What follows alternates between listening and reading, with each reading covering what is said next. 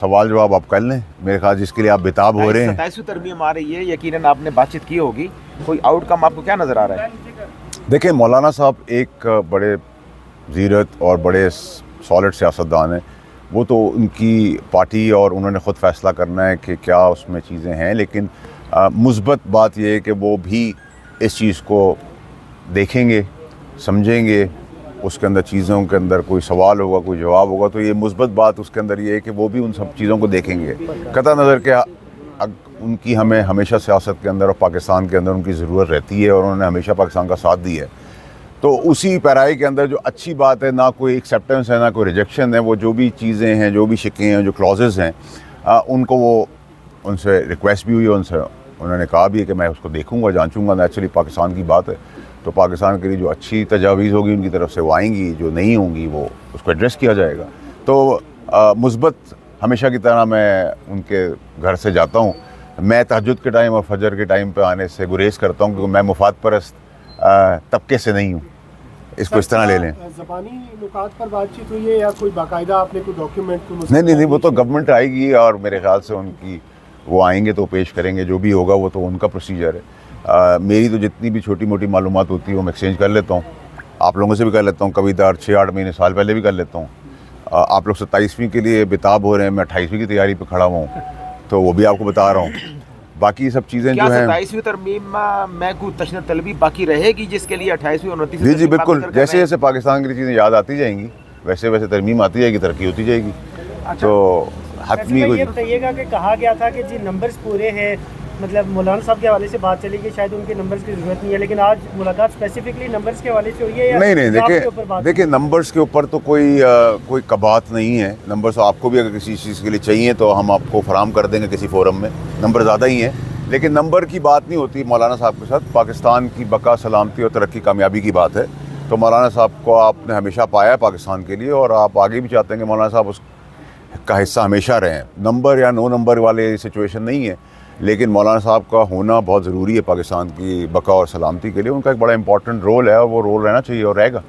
अच्छा सर, मौलाना आपने जो तजावीज़ दी हैं, कोई मौलाना साहब ने किसी चीज़ के ऊपर कोई एतराज़, कोई उनकी जानिब से कोई तजवीज़ आई है? देखिए, मैं तो बाय एंड लार्ज मेरे साथ उनका कोई रिश्ता ऐसा ज़बरदस्त किस्म का है और ऐसा ही रहे इंशाल्लाह, कि उसमें मेरी और उनकी तो कोई गैप नहीं किसी बात का। मैंने उनको जो चीज़ें डिस्कस करनी थी कर ली, जो उन्होंने मुझे बतानी थी उन्होंने समझा दी। अब वो गवर्नमेंट का काम है, गवर्नमेंट की तजावीज़ है, गवर्नमेंट का ये 27 अमेंडमेंट है, तो गवर्नमेंट नेचुरली कांटेक्ट करेगी, आजकल में आएगी उनके पास। ये जो तरमीम लाई जा रही है 27वीं तरमीम, इस तरमीम का कोई मुसवदा वाज़ेह तौर पर सामने आया है? अगर आया है तो किन किन सियासी जमातों को दिया गया है? देखिए, ये तो उन सियासी जमातों से आपने बात करनी है, मैं तो आपको अपनी बात कर सकता हूँ। मैं देखिए, मैं तो ऊपर से और नीचे तक हिफ्ज कर लेता हूँ चीज़ों को। अगर मेरा सवाल जनाब अली, जैसे ही बिलावल का ट्वीट आया उसके बाद एक डिबेट शुरू हो गई, और आपको पता है वो क्या डिबेट शुरू हुई? कभी वो सदर के इख्तियारात ख़त्म कर रहे हैं, वज़ीर आज़म के कर रहे हैं।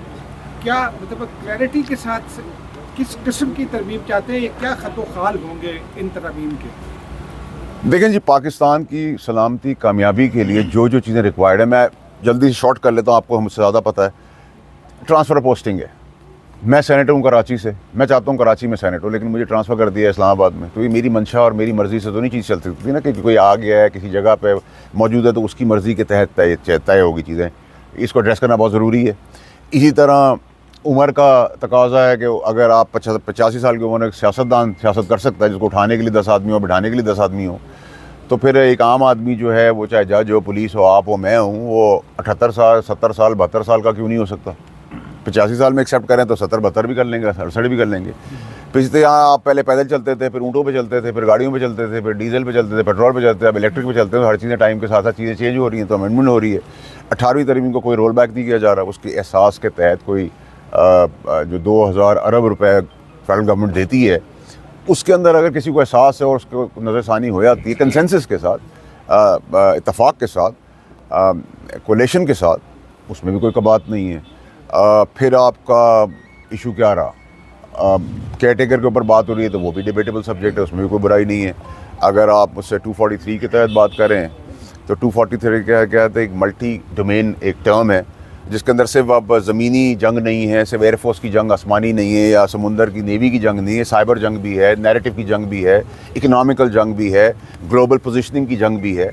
और उस जंग को आगे डिस्ट्रीब्यूट करके उसका फ़ायदा उठाने के लिए अगर हमें अपनी अफवाज को, जिसमें तीनों फोर्सेस हैं, उसमें सिनर्जी क्रिएट करने की ज़रूरत है, तो उस सिनर्जी को हम क्रिएट करेंगे, उसमें हम एनर्जी देंगे, हम उस एनर्जी के तहत उसको मजबूत करेंगे। मजबूत से आपका डिफेंस अच्छा होगा, डिफेंस अच्छा होगा तो आपकी प्रोटेक्शन अच्छी होगी, प्रोटेक्शन अच्छी होगी तो आपकी इन्वेस्टमेंट अच्छी होगी, इन्वेस्टमेंट अच्छी होगी तो बैन-अल-अक़वामी तौर पे आपका जो आज मार्का और पोजीशन के बाद आप इंडिया को मार धाड़ करने के बाद, हराने के बाद ज़लील ख्वार करेंगे, जिस पोजीशन पे खड़े हैं तो वो पोजीशन आपकी बनेगी। अब उसमें आपको जो जो अमेंडमेंट रिक्वायर्ड हैं वो किसी अबहाम के तहत उसका आप ये समझें कि वो हो जाएगी, ठीक है जी। और पाकिस्तान हमेशा जिंदाबाद रहेगा। पता है फैसला साहब ये बता दीजिए कि कितनी एक मज़ामत की तवक्को की जा रही है इस तरमीम पर, किसकी तरफ से? पीपल्स पार्टी की बिलखुसूस। देखिए जी, मुझे तो ये बहुत स्मूथ होती हुई और बहुत स्मूथली पास होती हुई नज़र आ रही है। एक्सपेक्टेड प्लान ये है कि सेनेट से ही होगी, जो जिधर का मैं सेनेटर हूँ, और फिर उसका कमेटी में चला जाएगा। ये एज़ पर प्लान है। फ्राइडे को इजलास है, ज़रूरत पड़ी सैटरडे को भी बुला लेंगे, और ज़रूरत पड़ेगी तो संडे को भी बुला लेंगे। लेकिन इसके अंदर क्लैरिटी रखें कि जो इबाम है किसी की चीज़ के ऊपर, किसी भी चीज़ के ऊपर, उसके अंदर फ्लाइट ऑन बोर्ड है, स्ट्रेट है। साहब ये बता दीजिए, अपोजिशन हमेशा कहती है कि हमें एतमाद में नहीं लिया गया, हमसे बात नहीं की गई। क्या इस तरमीम के हवाले से अपोजिशन से बात कर रहे हैं? और दूसरा ये कि कितना वक्त लगेगा इस तरमीम को? 26वीं तरमीम के मौके पर 26वीं तरमीम के मौके पर भी मौलाना फजलुर रहमान साहब के ज़रिए पीटीआई को इत्माद में लेने की कोशिश की थी। क्या इस दफ़ा भी पीटीआई को इत्माद में लिया जाएगा? देखिए, पीटीआई ने अगर अच्छी सियासत करनी तो उनको इत्माद में लेना चाहिए। वो माने ना माने ये उनका हक है, लेकिन उनको लेना चाहिए और उनको वहाँ बैठना चाहिए। लेकिन अगर उन्होंने वही मनफी सियासत करी, नेगेटिव सियासत की और बाइकआउट और वही ट्विटर और अटन पटन, तो फिर आजकल मौसम बड़ा अच्छा, आपके यहाँ छलियाँ बड़ी अच्छी मिल रही हैं, पकौड़े बहुत अच्छे हैं और वो रेवड़ियाँ बहुत अच्छी हैं, तो फिर वो खाएँ। उनकी ज़रूरत तो फिर हमें नहीं होगी। मौलाना फजलुर रहमान हमेशा स्लो फैसला करते हैं। पिछली दफ़ा भी यहाँ पे रात 3 बजे तक मीटिंग्स हुई हैं। इस बार क्या उम्मीद है मौलाना फजलुर रहमान से? देखिए, मौलाना साहब एक ज़ीरक सियासतदान है। देखिए, उनके बिहाफ पे तो मैं कोई बात नहीं कर सकता। हम उनसे सीख सकते हैं, उनको सिखा नहीं सकते, नंबर 1। और मुस्बत बात यह है कि वो सब चीज़ें देखेंगे।